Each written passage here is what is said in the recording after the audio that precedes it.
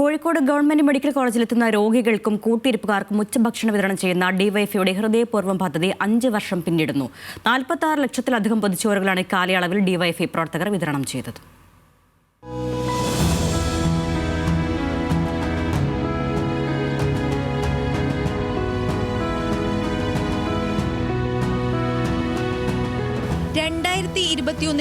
ഡിവൈഎഫ്ഐയുടെ നേതൃത്വത്തിൽ കോഴിക്കോട് ജില്ലയിൽ പൊതിച്ചോറ് വിതരണം ആരംഭിച്ചത്.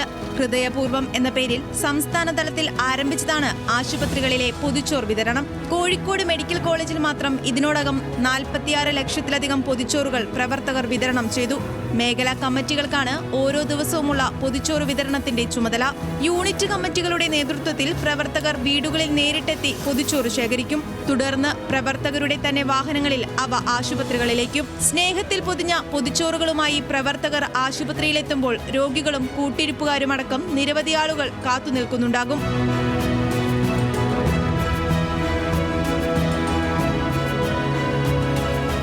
ഞങ്ങളൊരു അഭിമാനത്തോടു കൂടിയാണ് ഈ ദിവസമൊക്കെ ഇന്നിവിടെ നിൽക്കുന്നത്.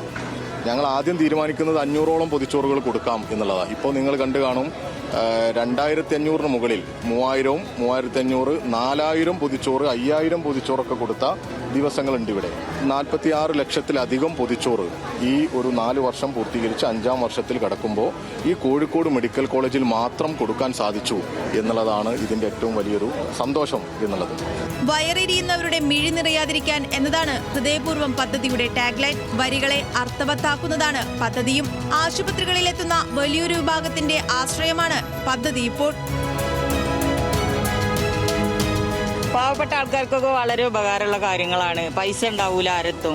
ഉള്ള പൈസ ആശുപത്രിയിൽ കൊടുക്കാനേ നേരം ഉണ്ടാവുള്ളൂ. പിന്നെ ഞങ്ങൾക്ക് ഭക്ഷണം വാങ്ങാനോ ഒന്നിനും പൈസ ഉണ്ടാവില്ല. അപ്പം ഉള്ളത് ഇങ്ങനെ തരുമ്പോൾ വളരെ വളരെ ഉപകാരമാണ്. നന്ദിയാണ്, ഒരുപാട് നന്ദിയുണ്ട് എല്ലാവർക്കും. ഈ കൊടുക്കുന്ന ആൾക്കാർക്ക് എന്നും അങ്ങനെ ഒരു മനസ്സുണ്ടാവും ചെയ്യണം. വാങ്ങുന്ന ആൾക്കാർക്ക് നല്ല പ്രാർത്ഥനയും കാര്യങ്ങളും പറയാനുള്ളൊരു നന്മ മനസ്സുണ്ടാവും വേണം. സംസ്ഥാനത്തെ മെഡിക്കൽ കോളേജുകളിലും സർക്കാർ ആശുപത്രികളിലുമാണ് ഡിവൈഎഫ്ഐയുടെ പൊതിച്ചോറ് വിതരണം നടക്കുന്നത്. പല പ്രതിസന്ധി ഘട്ടങ്ങളും തരണം ചെയ്ത് കാത്തുനിൽക്കുന്നവരുടെ പ്രതീക്ഷ തകർക്കാതെ പ്രവർത്തകർ പദ്ധതി മുന്നോട്ട് കൊണ്ടുപോവുകയാണ്. ന്യൂസ് മലയാളം, കോഴിക്കോട്.